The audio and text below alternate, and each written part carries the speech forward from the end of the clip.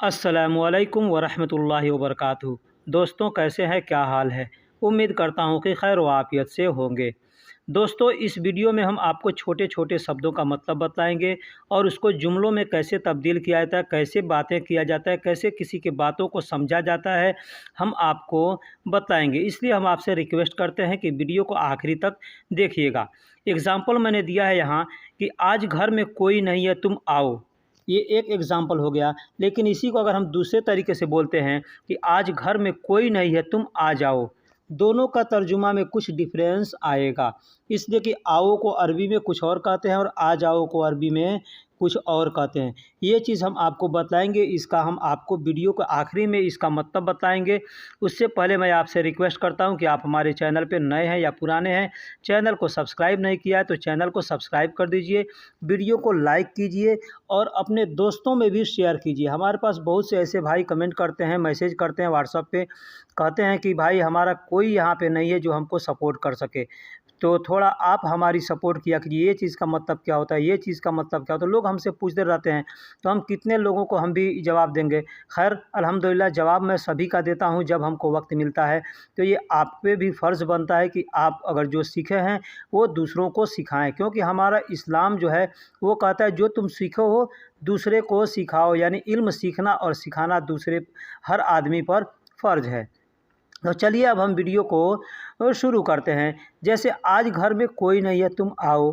आज घर में कोई नहीं है, तुम आओ या तुम आ जाओ, तो इसको कैसे कहेंगे हम आपको आखिरी में बतलाएंगे, आखिरी तक बने रहिएगा। दूसरा एग्जाम्पल है, आज आप काम कर रहे हैं, आप काम कर रहे हैं तो मैं बाद में आता हूँ। आप काम कर रहे हैं तो मैं बाद में आता हूँ। जैसे आपके पास कोई आदमी आता है और देखता कि आप काम कर रहे हैं यानी बिज़ी हैं, तो आदमी कहता है मैं बाद में आता हूँ। ठीक है, तो अगर वो कहना होगा तो कैसे कहेगा। इसमें दो जुमले हमने दिए हैं कि एक है आप काम कर रहे हैं, दूसरा है मैं बाद में आता हूँ। ये दो जुमले हो गए, यहाँ हमने एक साथ इस्तेमाल किया है। आप काम कर रहे हैं तो मैं बाद में आता हूँ, तो कहेंगे इंत मशगूल। इंत मशगूल यानी आप काम कर रहे हैं। इंता का मतलब आप हो गया और मशगूल का मतलब होता है काम करना। तो काम कर रहे हैं या काम किया हुआ काम कर रहा हो तो इसके लिए मशगूल का इस्तेमाल करते हैं। मशगूल अगर काम ख़त्म कर दिया तो भी आदमी कहेगा मशगूल यानी काम ख़त्म हो गया, लेकिन आप अगर कर रहे हैं तो भी कहेंगे मशगूल यानी तुम बिजी हो। ठीक है, तो आप काम कर रहे हैं, इंत मशगूल हैं, तो मैं बाद में आता हूँ। अना बादैन ईजी, अना बादैन ईजी। यहाँ देखिए आता हूँ के लिए ईजी का इस्तेमाल किया गया है। बादैन को बाद कहते हैं और ये आता हूँ को ईजी कहते हैं। दूसरा एग्जाम्पल है, आज काम बहुत ज़्यादा है, छुट्टी नहीं मिलेगा।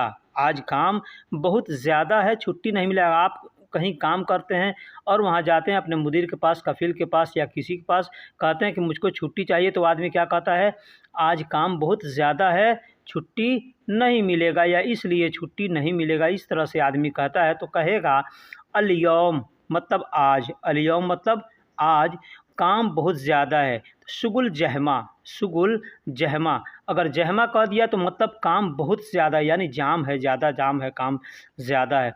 अगर ऐसे इसको अलग अलग कहेंगे तो ऐसे भी कह सकते हैं अल-यौम शुगुल ज़्यादा, इस तरह से भी कह सकते हैं अल-यौम शुगुल ज़्यादा। ठीक, इजाज़ा माफ़ी हसल, असन इजाज़ा माफ़ी हसल, इस तरह से भी कह सकते हैं। लेकिन हमने जो एग्ज़ाम्पल दिया है आज काम बहुत ज़्यादा है, छुट्टी नहीं मिलेगा, तो हम कहेंगे अल-यौम शुगुल जहमा, अल-यौम शुगुल जहमा, इजाज़ा माफ़ी हसल, इजाज़ा माफ़ी हसल यानी छुट्टी नहीं मिलेगा। अब इसको हम चाहेंगे बीच में अगर असन लगाना चाहें, इसलिए जैसे आज काम बहुत ज़्यादा है इसलिए छुट्टी नहीं मिलेगा, तो यहाँ बीच में हम जहमा और इजाज़ा के बीच में असन का इस्तेमाल कर सकते हैं। जैसे अल-यौम शुगुल जहमा असन इजाज़ा माफ़ी हसल, इस तरह से कह सकते हैं। शायद तुम्हारा दिमाग खाली हो गया है, शायद तुम्हारा दिमाग खाली हो गया है। आदमी कहता है ना किसी को कोई बात समझ में नहीं आती है तो आदमी कहता है कि शायद तुम्हारा दिमाग खाली हो गया है, ठीक है, इसलिए तुम्हें समझ में नहीं आ रहा है।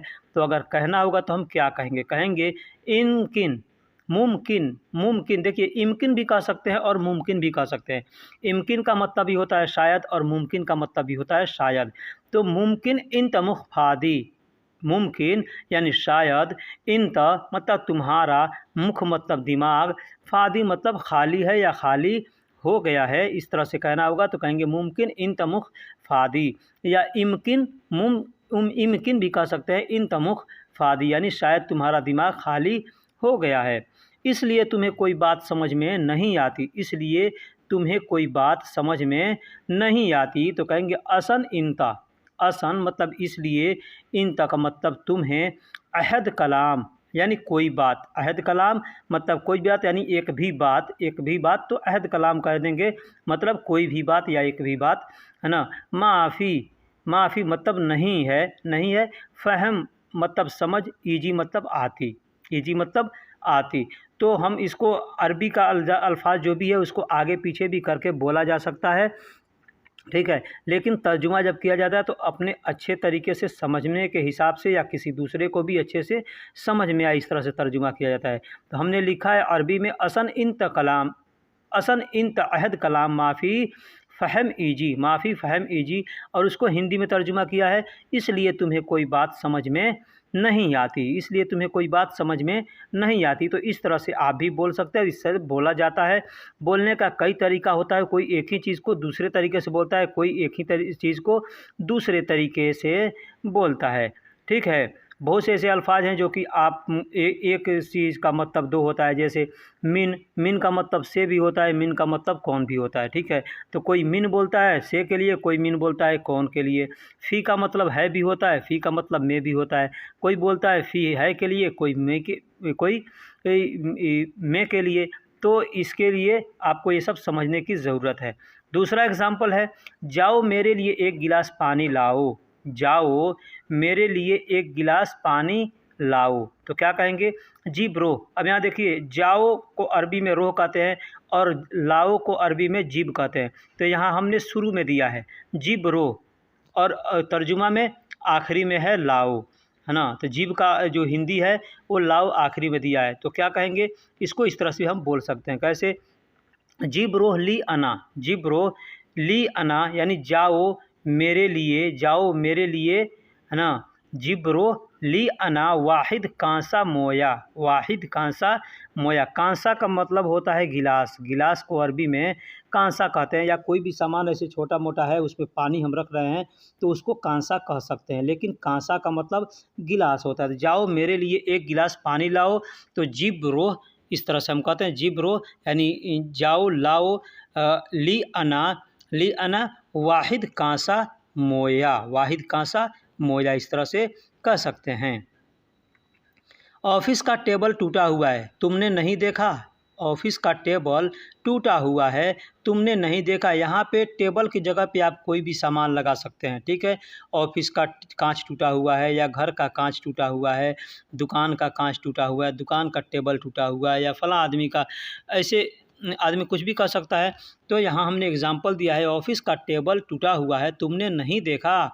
तो कहेंगे तौला का मतलब टेबल होता है, ठीक है। तौला का मतलब टेबल होता है। मकसूर का मतलब टूटा हुआ। मकतबा यानी ऑफिस। इनका मतलब तुमने। माफ़ी मतलब नहीं है, सूफ मतलब देखा। तो अगर हम एक साथ बोलेंगे तो कहेंगे तौला मकसूर मकतबा इंत माफ़ी सूफ। ऑफिस का टेबल टूटा हुआ है, तुमने नहीं देखा। तो कहेंगे तौला मकसूर मकतबा इंत माफ़ी सूफ। टूटे हुए गिलास में पानी नहीं पीना चाहिए, ये अगर कहना होगा तो कहेंगे मकसूर कांसा यानी टूटा हुआ गिलास। मकसूर का मतलब टूटा हुआ और कांसा का मतलब गिलास, तो टूटा हुआ गिलास, ठीक है, या टूटे हुए गिलास। फी मतलब में, माँ मतलब नहीं। अबगा का मतलब चाहिए होता है, अबगा का मतलब चाहिए। अब अबगा की जगह पे एबी का भी इस्तेमाल कर सकते हैं, या अबगा का भी इस्तेमाल कर सकते हैं। मोया शरब, देखिए मोया शरब, यहाँ पे बहुत से लोग मोया शरब कहते हैं या मोया शराब कहते हैं, ठीक है। तो मोया का मतलब पानी होता है, शराब या शरब का मतलब पीना होता है। अपने देश में दारू को, शराब तो हर जगह शराब ही नाम है, ठीक है, लेकिन वहाँ अपने यहाँ जो दारू पीते हैं उसको शराब कहते हैं, लेकिन यहाँ पे शरब या शराब कहते हैं। चाय भी पिएंगे तो भी कहेंगे शराब या शरब, पानी पिएंगे तो भी कहेंगे शराब या शरब, कोई भी चीज़ पिएंगे तो कहेंगे शराब भी कहेंगे या शरब भी कहेंगे। तो टूटे हुए गिलास में पानी नहीं पिया जाता। ये एग्जाम्पल अपने देश में भी आदमी बोलता है, गिलास टूटा हुआ है तो उसमें पानी न पिया करो, ठीक है। तो क्या कहेंगे, मकसूर कांसा, मकसूर कांसा, फ़ी मा अबगा मोया शरब, या फ़ी मा कोई भी चीज़ आसिर या चाहे जो भी चीज़ लगाना चाहते हैं वहाँ पे लगा सकते हैं। कोई ज़रूरी नहीं है कि आप सिर्फ पानी के लिए ही मना कर सकते हैं, पानी के लिए ही बोल सकते हैं, ठीक है। चम्मच से खाना न खाओ, चम्मच से खाना न खाओ, हाथ किस लिए है, हाथ किस लिए है, चम्मच से खाना न खाओ, हाथ किस लिए है।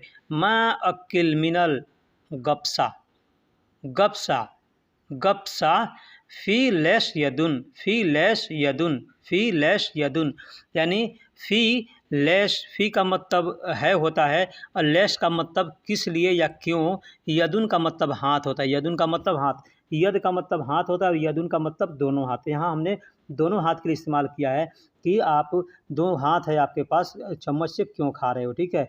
इसलिए कि हाथ से खाना खाना सुन्नत है।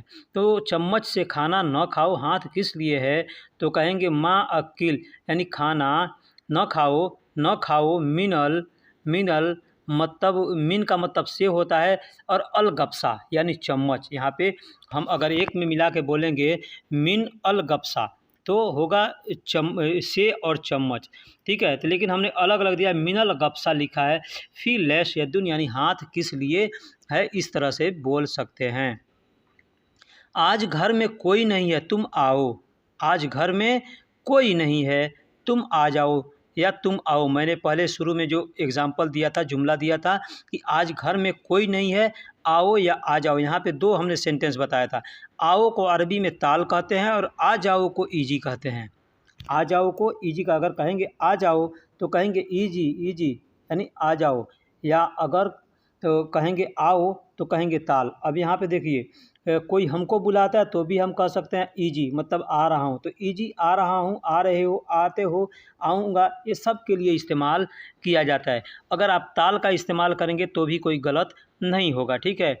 आज घर में कोई नहीं है तुम आ जाओ या तुम आओ तो कहेंगे अलियौम बेत जू माफ़ी, अलियौम बेत जू माफ़ी मतलब आज घर में कोई नहीं है, आज घर में नहीं है। अहद शख्स माने एक भी आदमी, अहद शख्स यानी एक भी आदमी या कोई आदमी। ताल इंत तुम आ जाओ, आज घर में कोई नहीं है तुम आ जाओ कहना होगा तो कहेंगे अलियौम बेत जू माफ़ी। अब जू की जगह पे आप चाहें तो दाखिल का इस्तेमाल भी कर सकते हैं, बिल का इस्तेमाल भी कर सकते हैं। कैसे, अलियौम बेत दाखिल या अलियौम दाखिल बेत ऐसे भी कर सकते हैं, या अलियौम बिल बेत, अलियौम दाखिल बेत माफ़ी, इस तरह से भी कर सकते हैं। अहद शख्स इंतताल यानी घर में कोई नहीं है तुम आ जाओ, इस तरह से भी कर सकते हैं, बोल सकते हैं। दोस्तों वीडियो कैसी लगी, अगर वीडियो में कोई गलती हुई हो बोलने में, बताने में या लिखने में तो इंशाअल्लाह आगे ऐसा नहीं होगा। लेकिन आपसे भी रिक्वेस्ट करता हूं कि अगर हमसे गलती अगर कुछ हुई है लिखने में या बोलने में तो आप हमको कमेंट बॉक्स में ज़रूर बताइएगा, क्योंकि लिखने के वक्त में या वीडियो बनाने का वक्त में अगर कोई गलती हो जाती है, हम भी इंसान हैं, हमसे भी इंसान गलती होती रहती है। चलिए फिर मिलेंगे किसी अगले वीडियो में, तब तक के लिए अल्लाह हाफिज़।